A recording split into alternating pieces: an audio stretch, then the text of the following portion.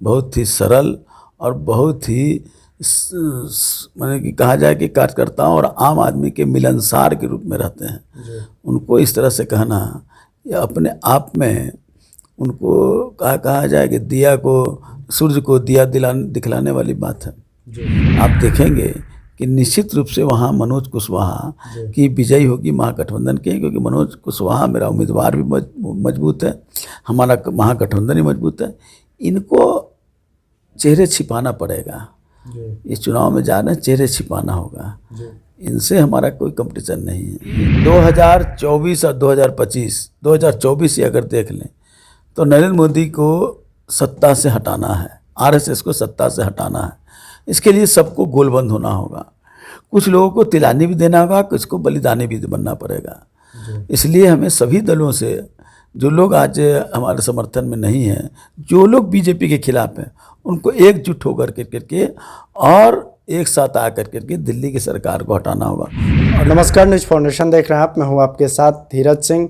मोकामा और गोपालगंज के बाद अब मुजफ्फरपुर के कुढ़नी पर उपचुनाव होना है।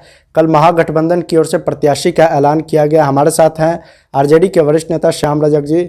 सर, मनोज कुशवाहा आपके महागठबंधन की ओर से प्रत्याशी का ऐलान किया गया, लेकिन बीजेपी तो कह रही है कि वो शराब का सेवन करते हैं। ऐसे ही लोगों को आरजेडी जेडीयू महागठबंधन मिलकर चुनाव टिकट दी है। अपने बारे में उनको क्या कहना है? भारतीय जनता पार्टी के दर्जनों नेताओं का इस तरह से फोटो वायरल भी हुआ था और पकड़े भी गए थे।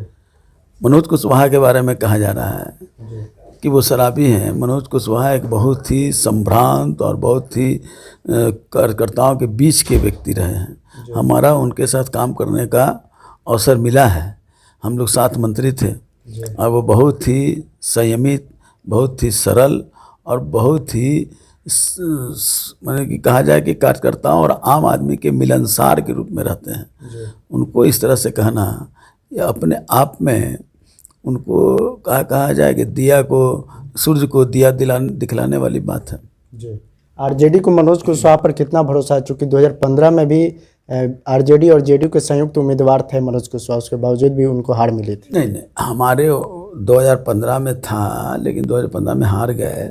2020 में हम चुनाव जीते, आरजेडी ने वहाँ जीता है और अच्छे वोट से हमने जीता है।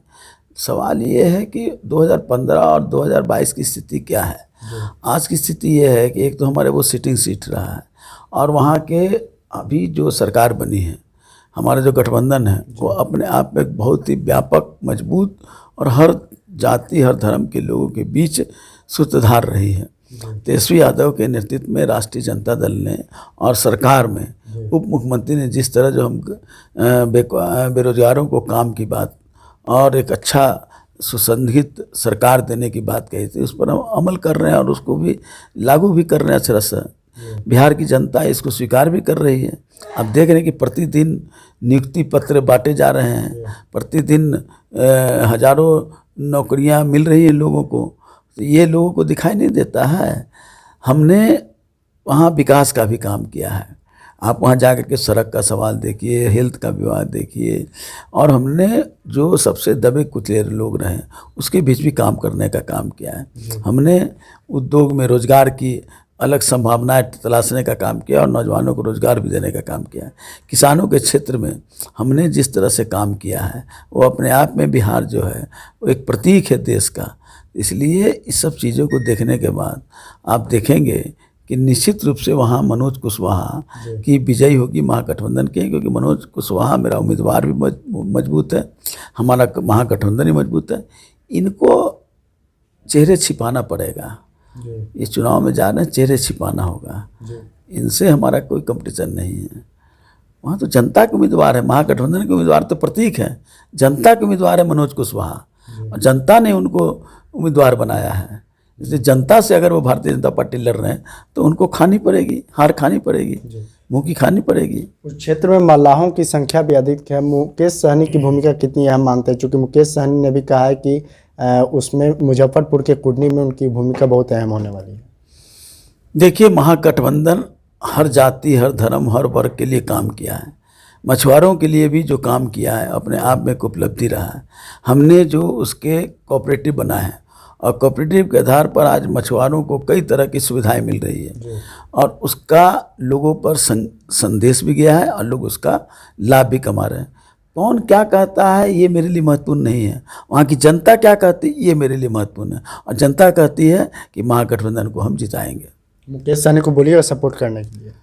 मेरा तो आग्रह है कि 2024 और 2024 से अगर देख लें तो नरेंद्र मोदी को सत्ता से हटाना है, आरएसएस को सत्ता से हटाना है। इसके लिए सबको गोलबंद होना होगा, कुछ लोगों को तिलानी भी देना होगा, कुछ को बलिदानी भी बनना पड़ेगा। इसलिए हमें सभी दलों से, जो लोग आज हमारे समर्थन में नहीं हैं, जो लोग बीजेपी के खिलाफ हैं, उनको एकजुट होकर करके और एक साथ आकर करके दिल्ली की सरकार को हटाना होगा। और ये तो एक ट्रेलर है, कुर्नी का ट्रेलर साबित करेगा दिल्ली की सरकार का। बहुत बहुत धन्यवाद। यहाँ आरजेडी के वरिष्ठ नेता श्याम रजक। दिल्ली से न्यूज़ फॉर नेशन के लिए मैं धीरज सिंह।